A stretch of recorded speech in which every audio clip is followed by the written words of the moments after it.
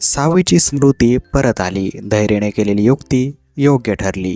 जुळली गाठ ग मालिकेच्या आजच्या भागात काय झाले पाहूयात. मित्रांनो, आता मात्र धैर्याने जो अपघात घडून आणलेला असतो खोटा, तो मात्र आता कामी आलेला असतो. आता सावीला सगळं काही आठवण्यास सुरुवात झालेली असते. सावी मात्र फ्लॅशबॅक मध्ये गेली होती आणि आता ती पुन्हा एकदा वर्तमान काळामध्ये आलेली आहे. ज्यावेळेस तिला समजलं की तिचे वडील आता हयात नाहीयेत मित्रांनो, त्यावेळेस मात्र सावीचा चेहरा पाहण्यासारखा होतो. सावी अतिशय रडत असते. धैर्य जो आहे तो आता तिला घरी घेऊन जातो. धैर्याला तिला समजून सांगायचं असतं की तुझे वडील आता राहिले नाहीत, त्यांचा मात्र अपघात झाला होता. मित्रांनो, हा सर्व प्रसंग धैर्य मात्र आता सावीला चांगला समजावून सांगतो आणि सावी मात्र बिचारी तिच्या वडिलांच्या फोटोला धरून खूप रडत असते आणि हाच प्रोमो आता समोर आला आहे. मित्रांनो, सावी त्यांच्या घरी गेलेली आहे आणि तिकडे गेल्यानंतर मात्र तिने फोटो पाहिल्यानंतर त्या फोटोला धरून ती खूप रडत आहे. मित्रांनो, सावीच्या आई आणि भाऊंना मात्र खूप आनंद झाला आहे, कारण सावीला सगळं काही पूर्वीसारखं आठवू लागलं आहे.